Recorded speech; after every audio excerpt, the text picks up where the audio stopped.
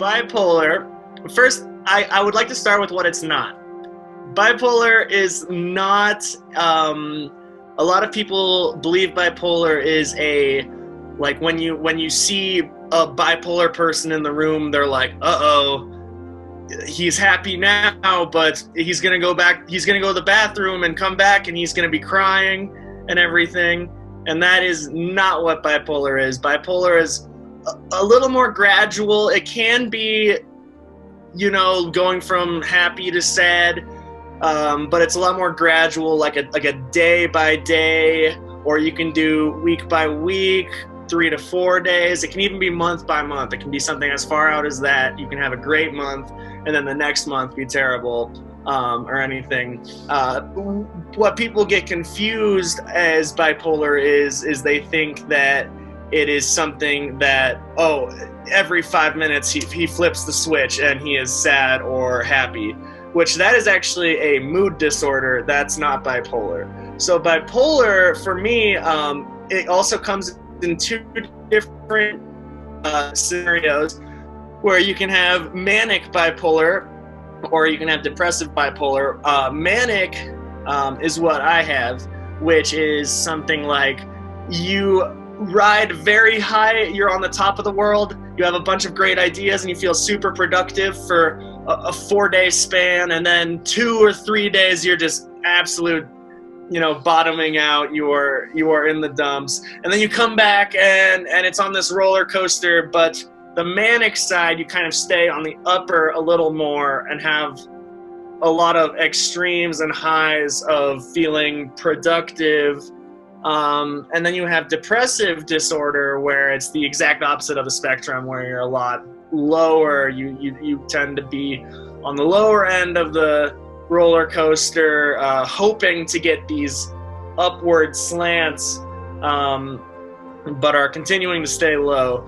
And then, so back to manic is a lot more, I'm on the high, kind of feeling out of control, feeling productive, but in a phony way, like this feels fake.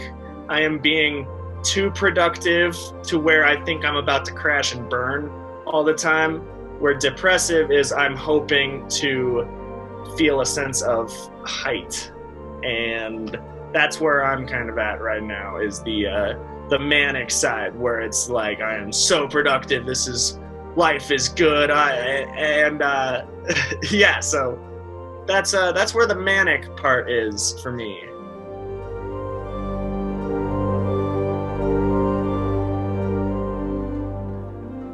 I came to realize it a lot this past 7 months ago. I was going through a lot of panic attacks. I was having this constant anxiety of feeling like I was never doing enough. I never felt like I was worth anything, because no matter how productive I was during the day, at the end of the day, I still felt like I wasted time. So in that sense, I was like, I mistook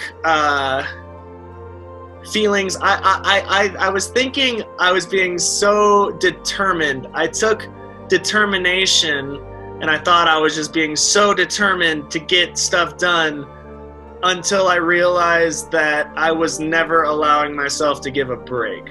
I would I couldn't even watch TV. I have no TV. If you are not 100% doing what you feel like you need to do, then you're doing something wrong.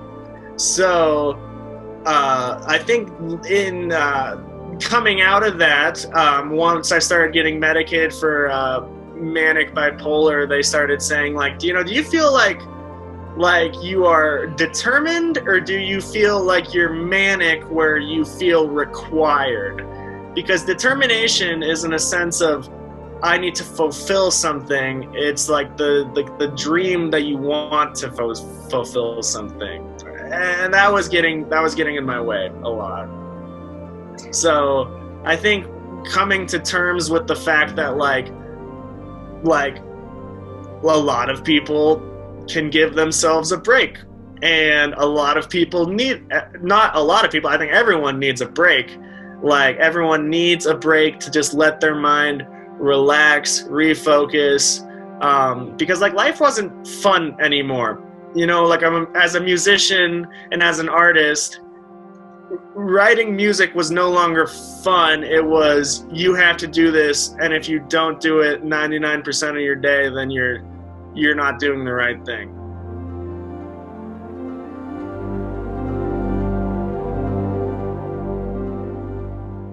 It's kind of a sense of like being like lost in the world, like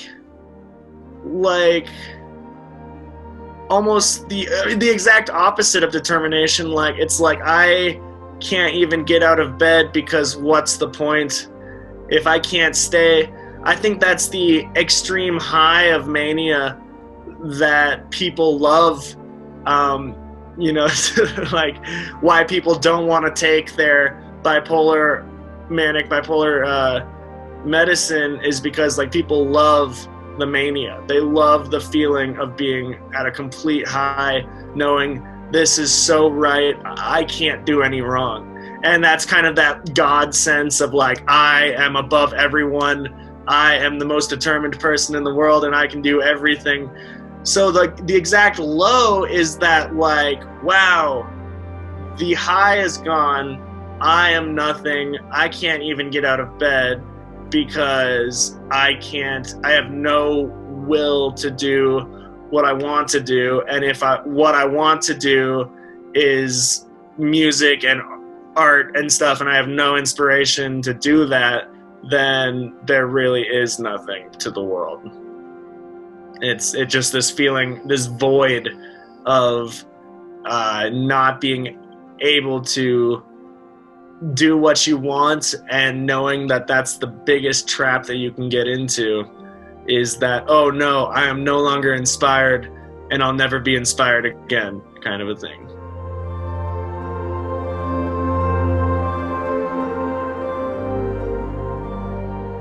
You know, there's several different ways. First off, I would always suggest checking out NAMI, NAMI.com, org, or something. That is like the family and friend. It's a very large, it's kind of like AA for the people that want to support the people going to AA. It teaches you how to interact with family and friends who are going through all this stuff. And they've got classes in every state across the nation. And it just gives really good techniques on how to be there, not to be and how to not be an enabler of their habits, but how to help. And I think a big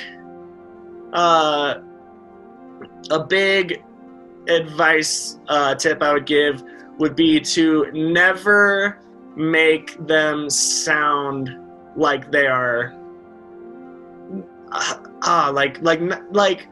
don't make them sound like you're the victim of their disease. You know, like, so like if someone came up to me and was like, Sawyer, like, your mood is making me sad and everything, that's not going to make me want to go get help. That's just going to make me hate myself even more, you know? So like, I think I've heard some good techniques are like going and not even saying like, hey, I think you need help, because I mean, well, that's a good observation, but nobody likes to hear that. Nobody likes to say, oh, you think I need help? Like, yeah, man, I could barely get out of bed today. Like, I kind of know that like this is not the most normal thing. What I like, my friends were always good at doing was telling me things that they kind of like missed doing. Like, you know, like when I was super depressed for a long period of time and I was sleeping in till 12:30 or like 1 o'clock in the afternoon and not getting up, and when I'd be up I would just be tired and try to go to bed again. You know, my friends would come up and be like, hey, Sawyer, like, I really miss fishing with you at 8 in the morning, you know, or like getting up early and like going on a hike with you, you know. That's not saying, Sawyer, wake up earlier. That's saying, Sawyer, I really enjoy the time we have together as we seize the day in the morning, kind of a thing. So maybe like pointing out the things that you just miss doing with them, and then they can start gradually seeing a change of like, that makes them question, like, why have I stopped doing that? I used to love doing that and everything. And then that kind of makes them realize that they need help. It's the self-realization of help that really does the most work. It's like, people saying like, you're sad all the time. That's not going to make me any happier. That's just going to, make me just feel way worse. Make me like, never put guilt on someone, because that just won't help them. That'll just make them feel guilty, and it probably won't bring much change. It'll probably just definitely help their depression a lot more.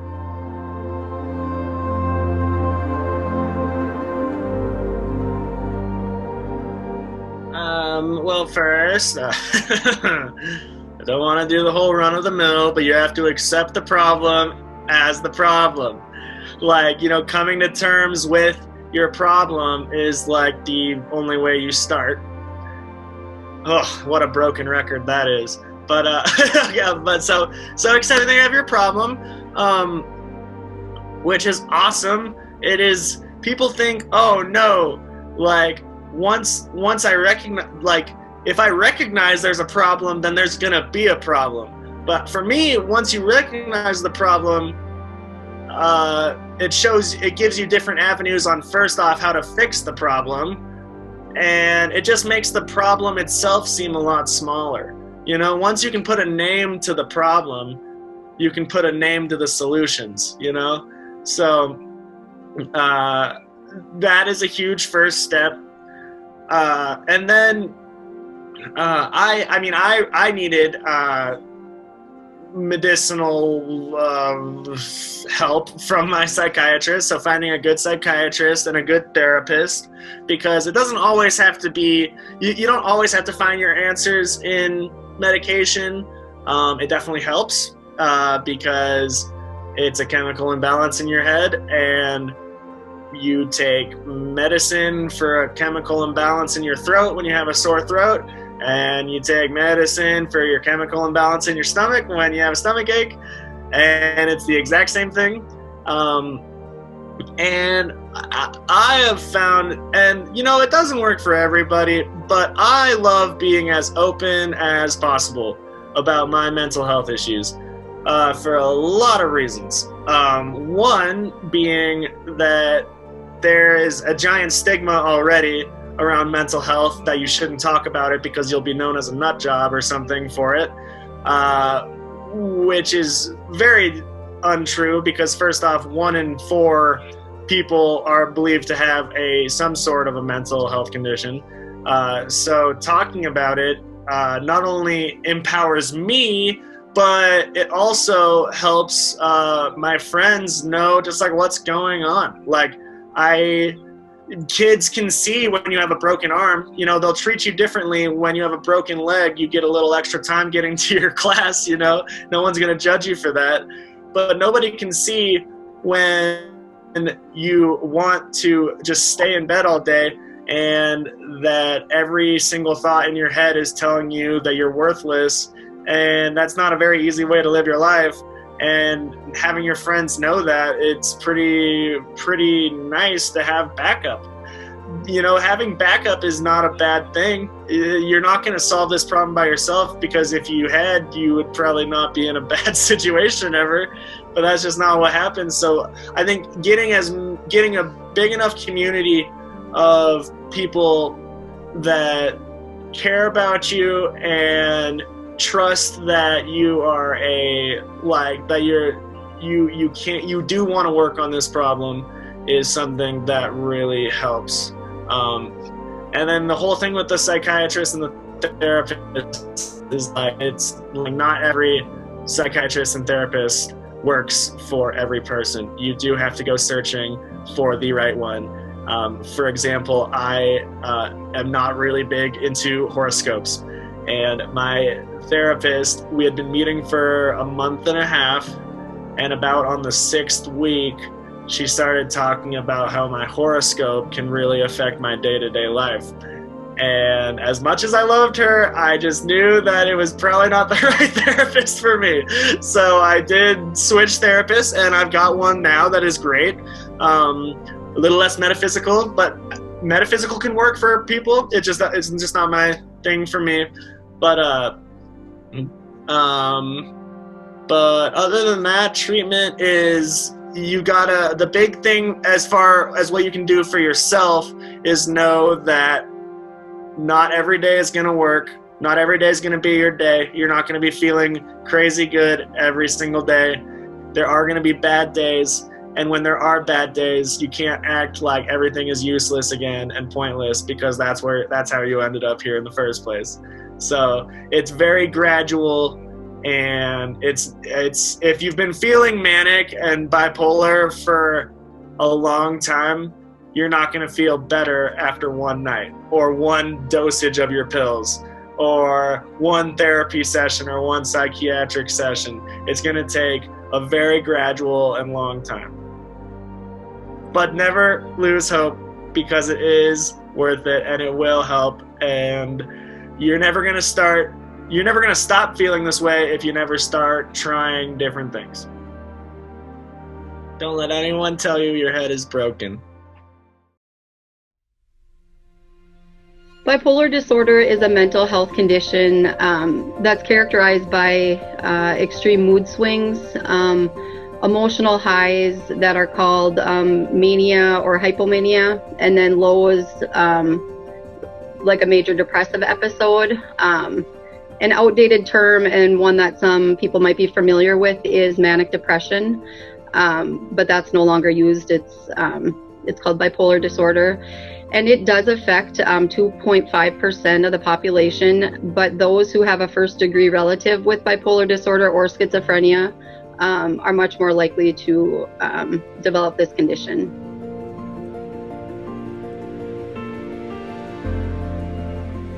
There are different degrees, I guess, of bipolar disorder, you might say. There's bipolar 1 disorder, which is the most severe form of it. And somebody who has bipolar 1 disorder shifts from a manic episode into a major depressive episode. Symptoms of mania include euphoria. The person feels like they're on top of the world. They might be kind of grandiose. They have increased goal-directed energy, so they're starting numerous projects. They're not finishing any of them. They have a decreased need for sleep, and so they might get 1 or 2 hours of sleep and feel completely refreshed and well rested. Their thoughts race. They have rapid, pressured speech. And then they might make risky decisions that they normally would not if they were not in this manic episode, such as, maybe using drugs or risky sexual decisions. And when somebody is in a manic state, they might end up in the hospital or even jail because of the severity of their symptoms. And then bipolar 2, they don't go into a full manic episode. It's called hypomania. And so they have all the same symptoms that I just mentioned, but to a lesser degree. And so it's not as impairing to their relationships, their job, or just their ability to function, although it does still cause some problems. And then with both bipolar 1 and bipolar 2, if they're not in that manic or hypomanic state, they would be having a major depressive episode, which would be characterized by a lower depressed mood, low energy and motivation, the inability to enjoy things. They're not interested in doing even preferred activities, sleep disturbance, change in appetite, hopelessness, even suicidal thoughts can be part of the major depressive episode. Then there's cyclothymia, which is a type of bipolar disorder that just doesn't meet the full criteria in length for a hypomanic episode. It might last a much shorter period of time, and they go between kind of that lower less duration of the hypomania, and then they go into a depressed state, but it just it's not as noticeable as even bipolar 2, and it can be pretty difficult to diagnose. And this pattern goes on, off and on for a period of time, the course of years. People who have bipolar disorder are more likely to have a co-occurring disorder, such as ADHD, anxiety, and substance use disorder.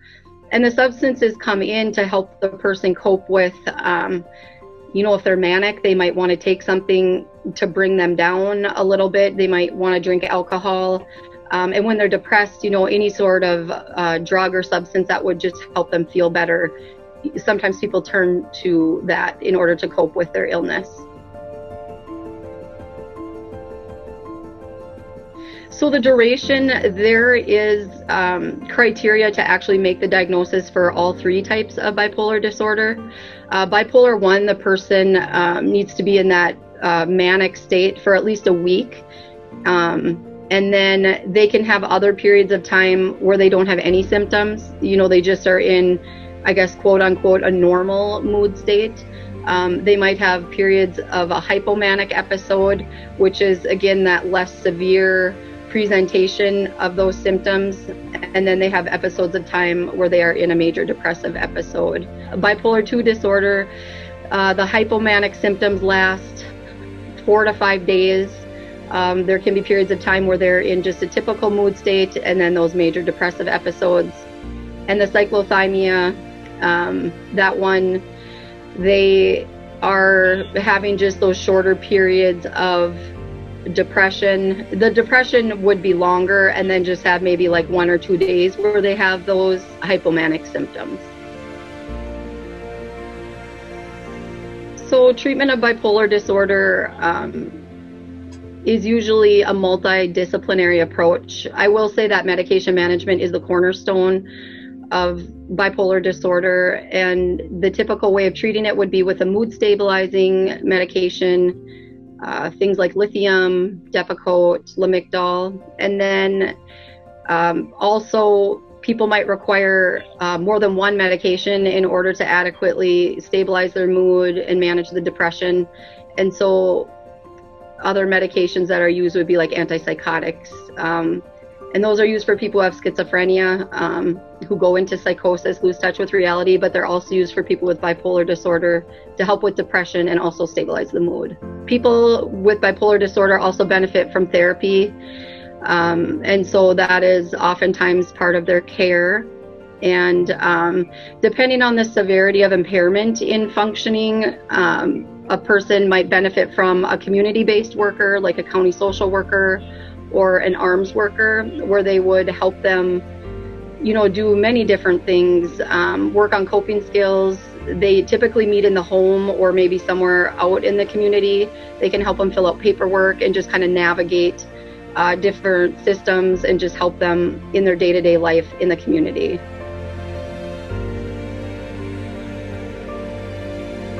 One of the biggest things that people with bipolar disorder can learn in therapy is coping skills to manage stress and anxiety. It's really important for people with bipolar disorder to kind of have a consistent routine and lifestyle. There is evidence that shows when a person gets really stressed or overwhelmed, that can impact changes in mood and even precipitate a manic episode for some people. Another thing that's important and that a therapist could talk through with somebody with bipolar disorder would be just really good sleep hygiene. It's really important that a person with bipolar disorder is getting adequate rest. Again, that is another thing and an early warning sign that there is going to be a change in mood if the person starts to have difficulty with sleep. A healthy, well-balanced diet, regular physical activity, not necessarily strenuous exercise by any means, but just, being intentional about moving your body and staying active. And then having a good support system of people that the person with bipolar disorder trusts and can reach out to and talk to about not only just their mental illness, but just to have that community of people that they can depend on and rely on for socialization, as well as support and help if they're struggling coming to terms with their mental illness. Bipolar disorder is something that doesn't go away. It's a lifelong condition, and so it's very possible to have remission of symptoms and to lead a full, healthy, productive life. But it does take many different pieces, and self-care is extremely important for people who have bipolar disorder or any mental health issue.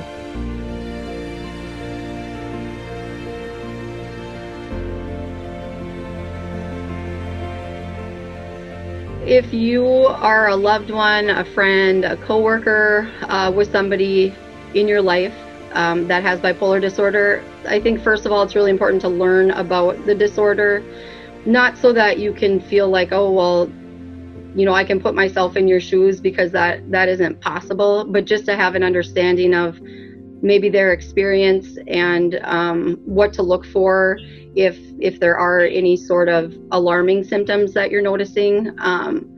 It would be important to help your friend or loved one, depending on the closeness of the relationship, but finding a good doctor, maybe accompanying the person, again, depending on how close you are, to appointments, possibly helping them set up appointments, offering insights into their behavior.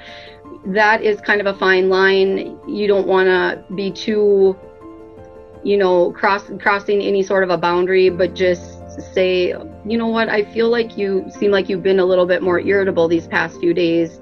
Are you noticing that? Are you feeling that? Just coming alongside them, not coming at them, but coming alongside them with a caring and non-judgmental sort of a way will be much better accepted than if, you come at them thinking that and that I don't think anybody would receive that very well. And medication compliance can be kind of tricky for people who have bipolar disorder. There are side effects associated with the medications that are used to treat bipolar disorder, including like weight gain and fatigue. And so when somebody is on these medications and they start to feel better, sometimes what can happen is they just discontinue them. And so if you have somebody in your life that has bipolar disorder, just kind of helping to make sure that they continue on their medications, reminding them of the importance of the medications.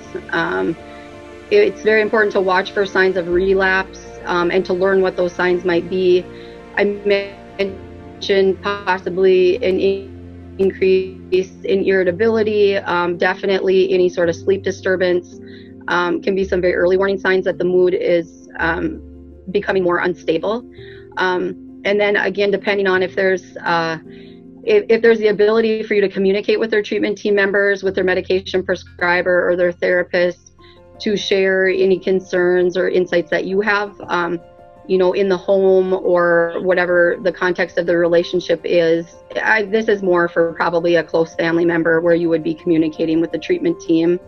And then it's important to accept your own limits. You can learn about bipolar disorder. You can be there for the person, but ultimately the treatment and the following through on the recommendations is up to the person who has the disease.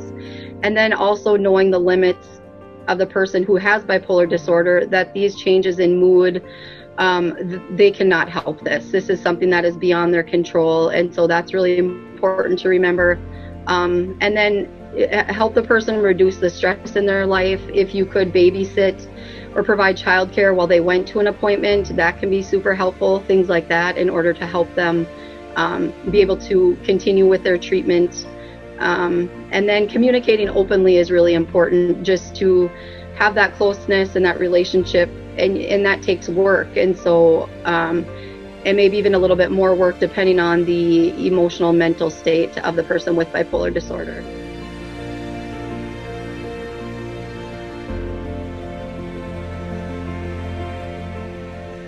When people who have bipolar disorder in that manic episode, that feels really good. That's euphoric. They have an elevated sense of self, so they're grandiose. They think that they can conquer the world with all this energy. And so that is not the period of time when most people seek out care for bipolar disorder. What happens is if they get so out of control that they end up in the hospital or jail sometimes, that kind of forces them into a situation where they are medicated to bring them down to a more normal mood state. People with bipolar disorder typically seek out care when they're in the depressed aspect of the disease. And so it's important that they understand what's going on in their brain, and that there's this rapid firing of all these different chemicals in the brain, and that is not reality, that is not sustainable, and it's actually not good for the brain for it to be in that manic state. And it is dangerous because the more manic a person gets, they can have a break from reality, they can become psychotic, and it can be dangerous for them or other people, depending on if they choose to drive or what sort of a situation can happen. And so just as a medication provider, I think it's important for clients to know that that the medication, the goal of medication is to avoid the manic episodes and the depressed episodes. And so it can just be a I don't want to say middle of the road, but just a stable mood state. And of course there will be fluctuations, there will be ups and downs like everybody experiences, but it won't go to such extremes. When somebody with bipolar disorder is in that manic state, whether the medication isn't adequately managing the symptoms or whether they have chosen to stop taking the medication, they might not follow up with their medication provider because they want to continue to feel that way. So I think it's really important at the start of when they're seeking out care, which is typically when they're depressed, is to just kind of explain what's going on in those manic episodes in the brain. It's not healthy for the brain. There's rapid firing of many different chemicals, neurotransmitters.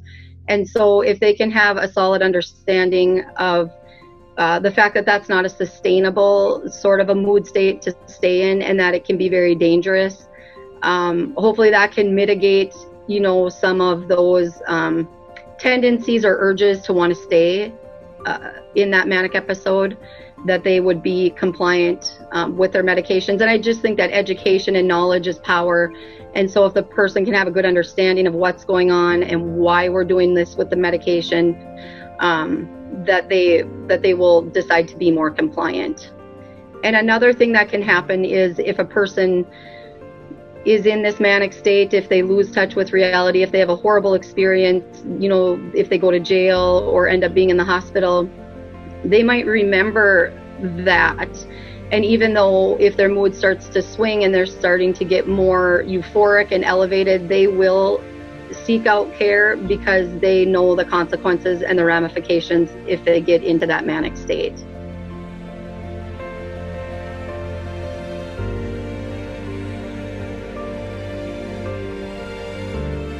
That can be a very fine line to walk when you notice something is going on with somebody and you feel like it would be in their best interest for them to seek out care.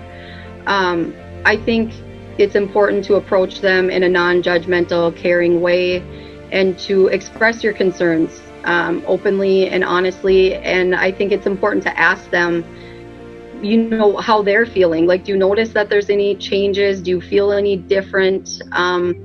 You could ask what you could do to help them. Is there something I can do? Can I help you make an appointment? Can I provide childcare? Can I go with you? Things like that. And then you could specifically ask them to seek care, kind of going along those same lines.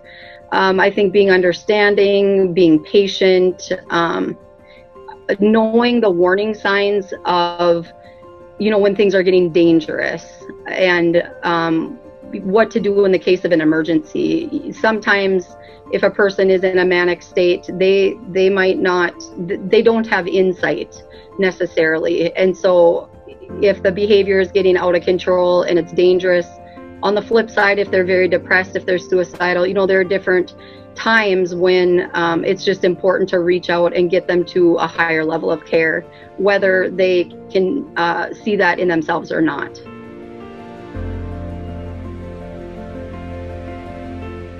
One of the best resources for people living with bipolar disorder and their friends or family members is NAMI. It's the National Alliance of Mental Illness, and it's an organization that was started organically. It's grassroots. It was family members of people living with serious mental illness that started this. And so it's resources for both the person living with the disease and the loved ones and family and friends. And so people can get involved. There's support groups. They really promote advocacy, getting involved, making a difference, helping to reduce the stigma. And so I think it's important for people who live with bipolar disorder to be able to be connected with other people who share their lived experience. And in that same note, family members can connect with other family or friends that have gone through this shared experience and offer hope and help. And it's awesome. And so you can find them online. I think it's NAMI.org, I'm pretty sure. So it's a good resource to check out.